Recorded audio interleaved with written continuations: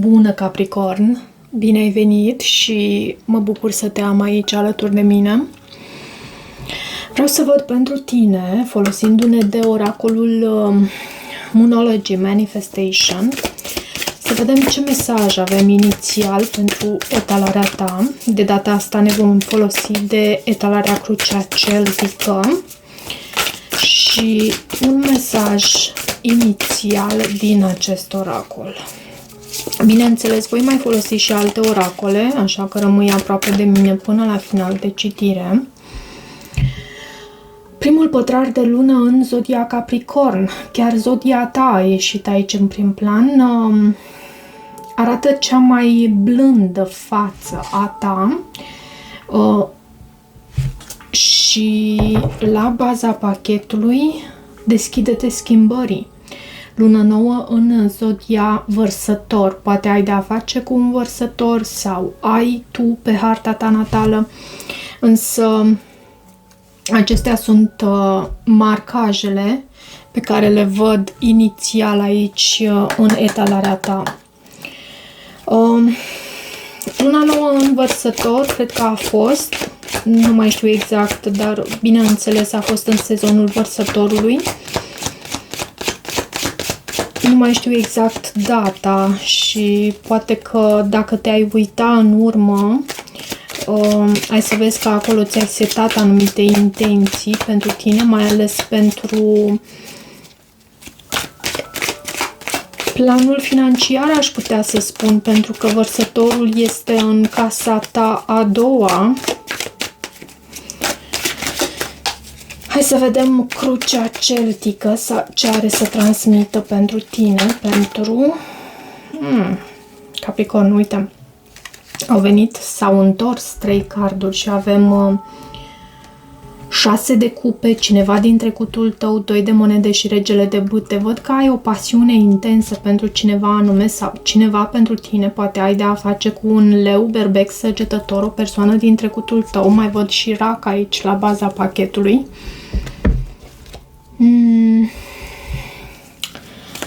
Și o alegere, o decizie necesară în această situație. A ieșit încă de la început de citire această energie. Hai să vedem dacă vor apărea și în etalarea de bază.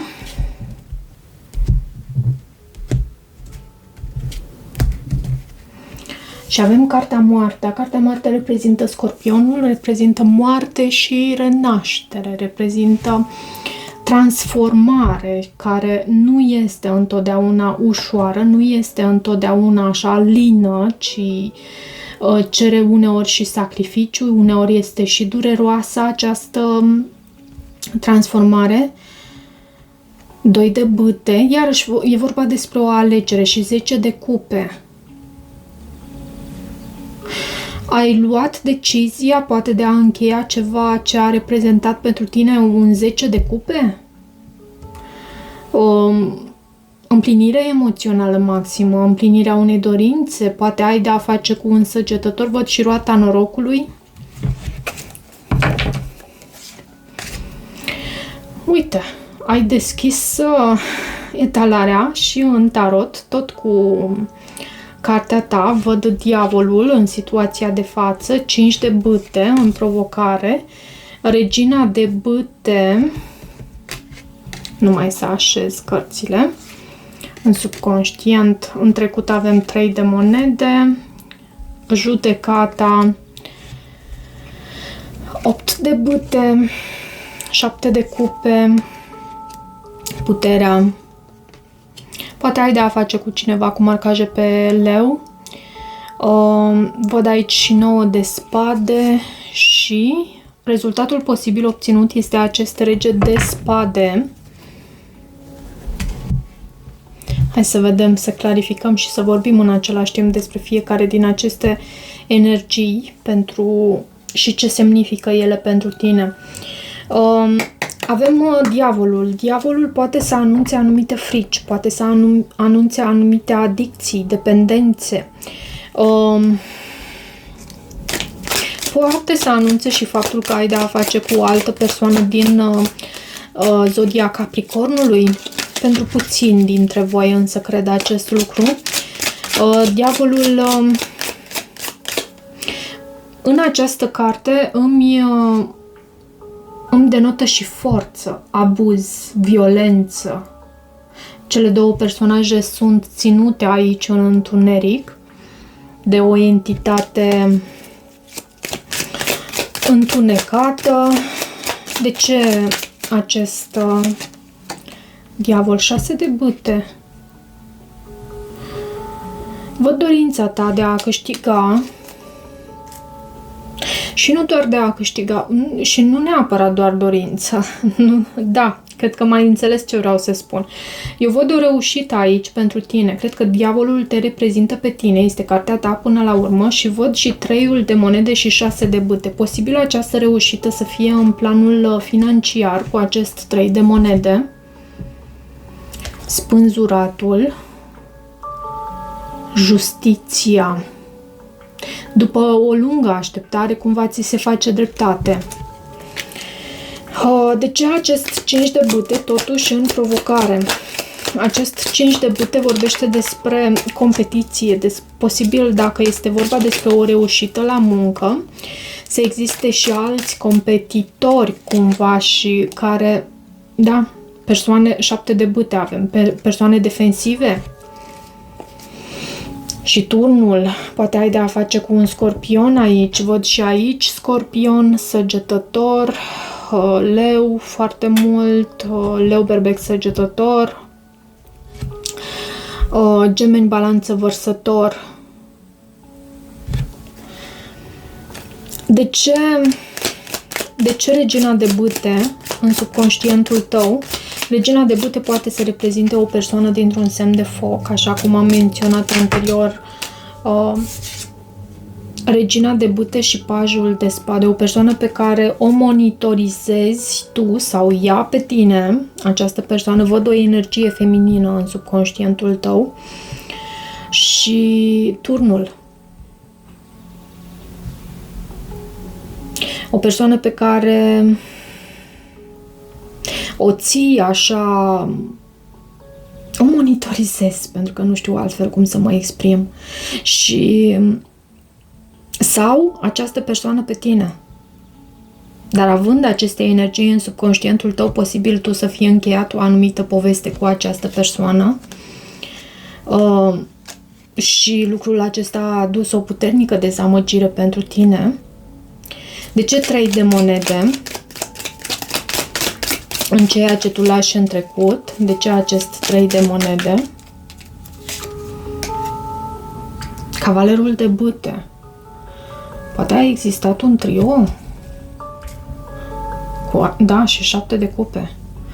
Nu știu de ce, în citirile mele, nu știu dacă voi ați observat, eu am observat, 3 de monede foarte mult vorbește despre trio. Nu întotdeauna însă, dar de regulă semnificația pentru trio este atribuită mai mult 3 de cupe. Ei, uite, în cazul de față, 3 de monede este interpretat aici ca fiind un trio, vorbind despre un trio. Și asta tu lași în trecut. Avem și 7 de cupe, cartea opțiunilor, și văd și regele de bâte, perechea aceasta reginei de bâte, care trebuie să ia o anumită decizie aici, să facă o anumită alegere. Asta s-a întâmplat undeva în trecut. Cavalerul de bâte este și cavalerul pasiunii. De ce judecata? De ce judecata în gândurile tale? 7 de cupe a ieșit și am amestecat de câteva ori pachetul și 9 de cupe la baza pachetului.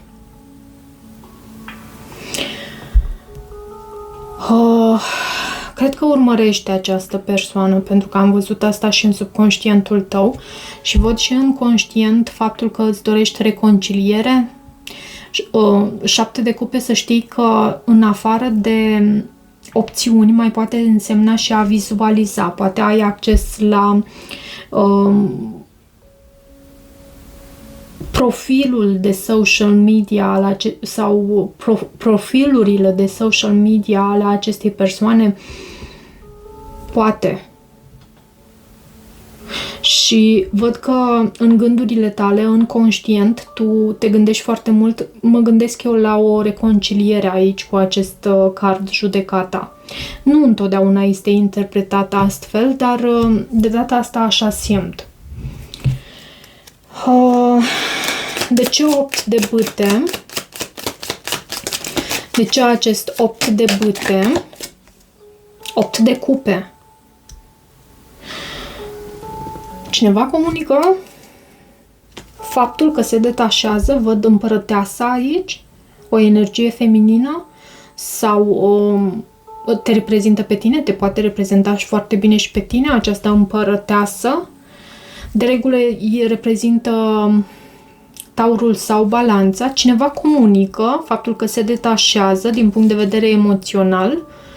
Văd și 8-ul de bâte. Da. Comunică acest lucru. Mai dăm o carte totuși aici, în viitorul apropiat. Ce avem pentru Capricorn? Moartea.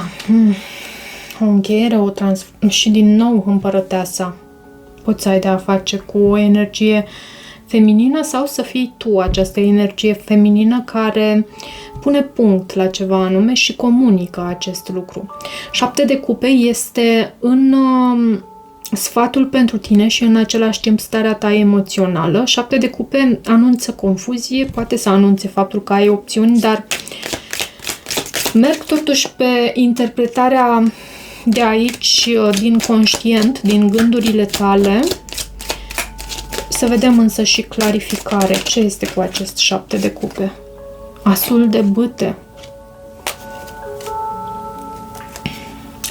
Tu ai pe cineva pe care aștepți aici.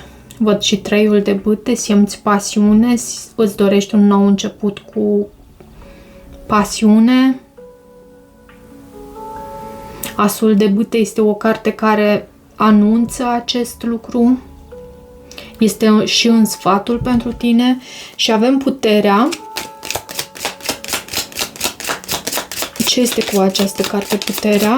În energia care vine din exterior, din mediul tău. 6 de cupe. Și 3 de bâte.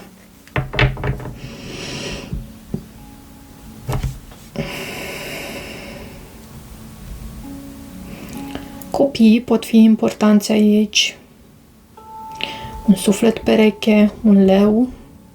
Dar cu acest 3 de bâte, cineva se înfrânează cumva din a acționa.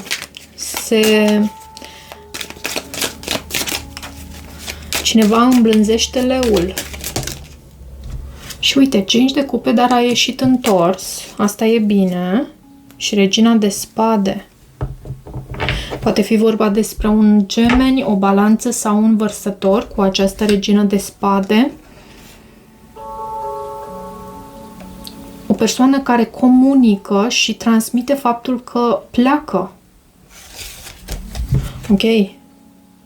Da, am simțit aici cu acest card puterea, faptul că cineva blochează ceva anume, cineva, pentru că puterea poate însemna și așa ceva, cineva nu este atât de deschis cumva, precum obișnuia să fie în trecut, deși există sentimente aici. Cu acest 6 de cupe, cu siguranță există sentimente. Ce este cu acest 9 de spade? Din frica sau speranța ta, ți-e frică de faptul că nu vei putea să treci peste această plecare, acest blocaj al cuiva anume. Văd și regina de monede. Reprezintă cartea soției sau te poate reprezenta pe tine.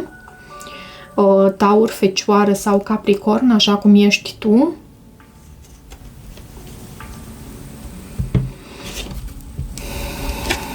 Mai dăm eu cartea aici, în frica sau speranța ta. Cred că este o frică a ta, aceea de a nu putea depăși această plecare, această detașare a acestei persoane. Ok. Mi s-a părut că a căzut o carte, dar nu o văd. Straniu. Steaua. Este cartea vărsătorului. Multe nopți nedormite, iarăși văd aici. Multe nopți nedormite, poate în ceea ce privește un vărsător, văd și 8 de bâte, săgetător, iarăși asul de spade. Cineva comunică faptul că trebuie să plece, vrea să plece, are de făcut o anumită călătorie pe o anumită distanță, ceva de genul și 7 de spade. Sau nici nu mai comunică acest lucru. Cumva afli tu sau cealaltă persoană află acest lucru. De ce regele de spade?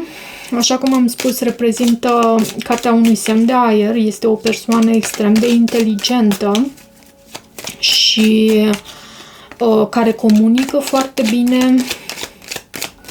Poate reprezenta și un avocat, de ce nu un doctor, un chirurg. Ce reprezintă aici acest rege de spade pentru 5 de bâte? Și regina de cupe. O răceală văd între tine și o anumită persoană.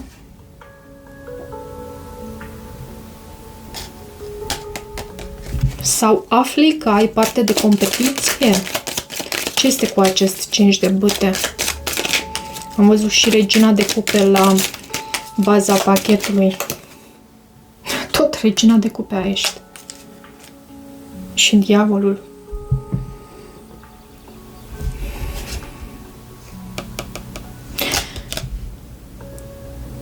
Discuții, competiție, tensiune între tine și această regină de cupe sau tu ești această regină de cupe și între tine și acest gemeni, balanță, vărsător sau o persoană foarte rece, foarte pragmatică, care gândește lucrurile la rece și nu intră în spațiul inimii destul de ușor.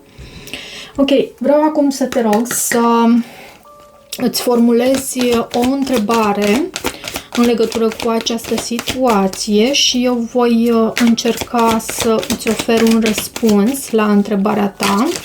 Poți să pui videoclipul pe pauză pentru a formula întrebarea. Eu am să consider faptul că tu deja ai făcut acest lucru și răspunsul este: alege o nouă direcție, rămâi pozitiv.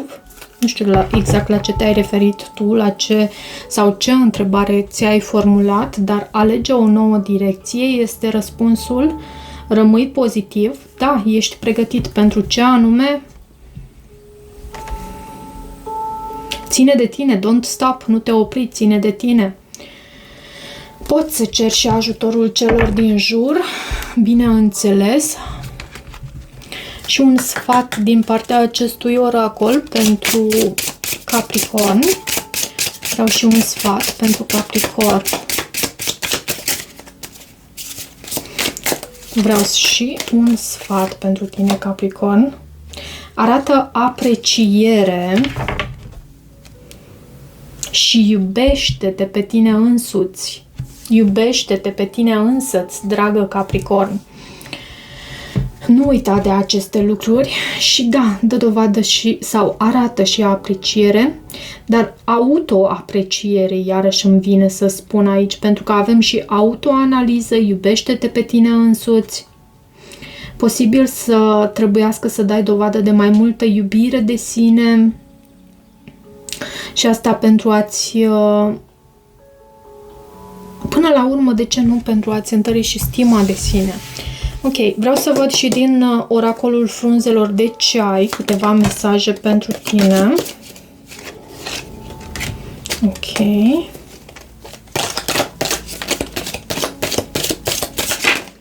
Ok, avem suficiente.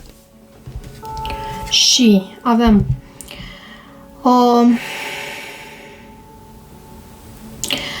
o stare personală de profundă putere și pace care îți asigură succesul, această vale, vulturul, depresie, anxietate și grijă în privința faptului că cineva este împotriva ta. Poate aici este ceva de genul ăsta. Bani ce vor veni în direcția ta. În privința asta văd că stai bine și